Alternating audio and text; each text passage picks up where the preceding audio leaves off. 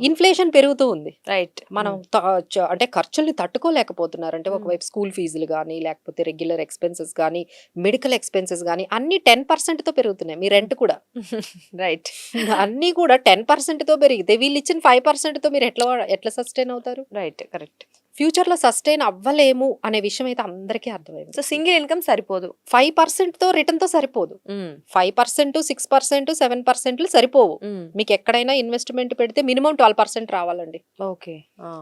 12% వస్తే మీకు inflation adjust అవ్వగా ఇంకో 3-4% మీకు వెల్త్ క్రియేషన్ అవుతుంది. మీరు ఓన్లీ 7-8% ఇన్వెస్ట్ చేశారనుకోండి, ఇన్ఫ్లేషన్ దగ్గరే ఆగిపోతున్నారు కదా. ఇన్ఫ్లేషన్ నే బీట్ చేస్తున్నారు. మరి వెల్త్ క్రియేషన్ ఎప్పుడు అవుతుంది? రైట్. అంటే మీ స్టాండర్డ్ అక్కడే ఉండిపోతుంది. మీ స్టాండర్డ్ ఎప్పుడు పెరుగుతుంది? మీరు ఇన్ఫ్లేషన్ కన్నా ఎక్కువ రిటర్న్స్ తీసుకొస్తే మీ స్టాండర్డ్స్ అనేవి, మీ వెల్త్ క్రియేషన్ అనేది ఎక్కువ అవుతుంది. మీ ఫైనాన్షియల్ గోల్స్ రీచ్ అవ్వగలరు. రైట్. ఇప్పుడు రిటైర్మెంట్ ప్లాన్ కి 3 కోట్లు కావాలి, పిల్లల చదువులకు ఒక 50 లక్షలు కావాలి. చూడండి అంతా మన ఫిగర్స్ ఎట్లా మాట్లాడుకుంటున్నాం. సో ఈ విధంగా మాట్లాడుకునేటప్పుడు వీళ్ళు ఇచ్చే ఈ సేఫ్టీ అయితే మనకు వర్కౌట్ అవ్వని అందరూ కూడా ఈ మ్యూచువల్ ఫండ్స్ లో షిఫ్ట్ ఇన్వెస్ట్ అయ్యారు. చేస్తున్నారు.